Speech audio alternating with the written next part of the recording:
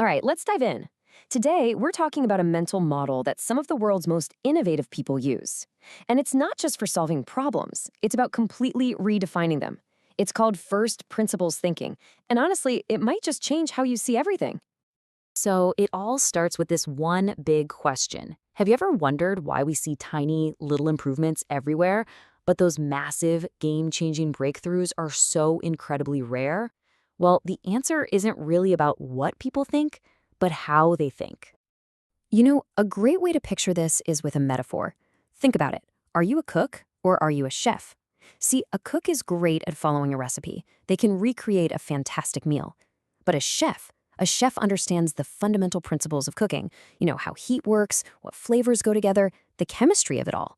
They don't just follow recipes, they invent entirely new ones. And that right there is the core difference we're digging into today. Now, the truth is, most of us, most of the time, we're cooks. And that's totally normal.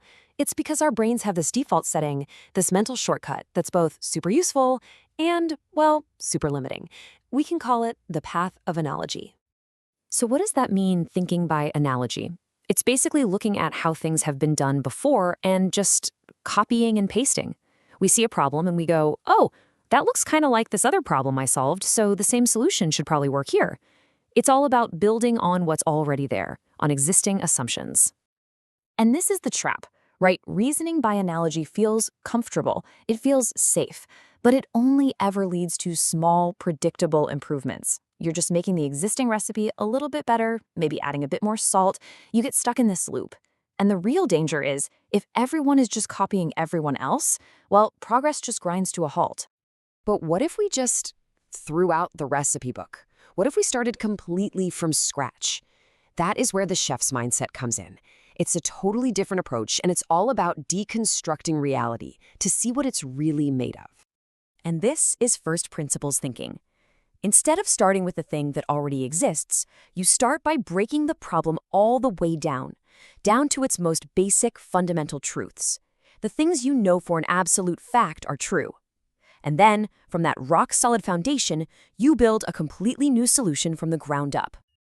I love this analogy. Thinking by analogy is like just moving a few Lego blocks around on a house someone else already built. But thinking from first principles, that's like smashing the whole house into a pile of individual bricks. Now, you're totally free. You can build a taller house, you can build a spaceship, a castle, literally anything. The fundamental properties of those bricks will allow. Okay, this all sounds really cool in theory, right? But how do we actually do it? How do you become the chef or the master Lego builder? Let's walk through a practical framework. It's actually a pretty straightforward three-step process. First, you identify and you question every single assumption about a problem. What does everyone believe is true here that might not be? Second, you break it all down until you hit bedrock, the physics of the problem, the undeniable truths. And then third, you start building something new, something fresh from that clean foundation. A really powerful tool for this is the 5 whys technique. Kids are actually natural first principles thinkers. They just keep asking why, but why, until they drive you crazy, right? But they get to the bottom of things. We can do the same thing. By just repeatedly asking why, you can drill past all the surface level stuff and get to the real root cause, the first principle of your problem. Now for the fun part. Let's look at how this isn't just some abstract thought experiment. This framework has literally been used to disrupt entire industries and create some massive, world-changing breakthroughs. You really can't talk about this without mentioning Elon Musk. He is probably the most famous champion of this approach. When he wanted to get to Mars, the entire world of analogy told him, look, rockets are ridiculously expensive. That's just a fact. But he completely refused to accept that assumption. So Musk broke the problem down. Instead of asking, how much does a rocket cost? He asked a much better question. What are rockets made of? And what do those raw materials cost on the market? And what he found was absolutely stunning. The actual cost of the materials was only about 2% of the final price tag. The other 98%? That was just inefficiency built up over decades of doing things the same old way. So by building up from that simple truth, he created SpaceX and completely upended the economics of space travel. But look, this isn't just for building rockets. When Derek Sivers started CD Baby, he asked a basic question. What does a successful business actually need? The common assumption was, you need investors and fancy offices and complicated business plans, but his first principle, you need happy customers. That's it. So he ignored everything else and put all his energy into just delighting his customers. And that focus led to explosive organic growth. So at this point, it's pretty easy to think that first principles thinking is some kind of superpower that can solve anything. But smashing that Lego house can be really dangerous if you don't know what you're doing. This is an incredibly powerful tool, but it is not a dogma.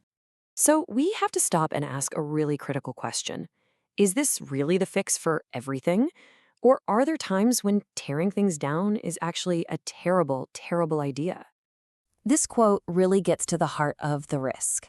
There's this huge temptation for smart people to think that just because you can calculate something or break it down into its parts, that you suddenly understand it better than generations of experts who built it in the first place. And that can be a massive, massive mistake. The reality is, this whole approach is just full of traps. I mean, without deep expertise in a field, how can you even tell what a fundamental truth is versus just a faulty assumption? You risk pure hubris, this belief that you're just smarter than everyone who came before you. And honestly, in a world this complex, what looks like a brilliant insight from first principles might just be you getting lucky. And this brings us to this crucial safeguard, a little parable called Chesterton's Fence. And the idea is simple. Before you tear down a fence, you absolutely must first understand the reason it was built. So many of our conventions, our traditions, our recipes, they exist for a very good reason, even if we've forgotten what that reason is. Tearing them down without understanding why they're there isn't innovative. It's just reckless. So here's the key takeaway. Thinking by analogy is for improvement. It's for making things better. First principles thinking is for true invention, for creating what doesn't exist yet. But you can't just apply it blindly. True, lasting invention, that requires more than just intelligence to deconstruct things. It requires the wisdom to know when and why you're doing it. And that leaves us with one final question for you to think about. Look around at your job, your industry, maybe even just your own personal habits. What's the fence that everybody just accepts? What's the recipe that everyone follows without even thinking? What obvious truth in your world is just sitting there, waiting for someone to finally ask, why?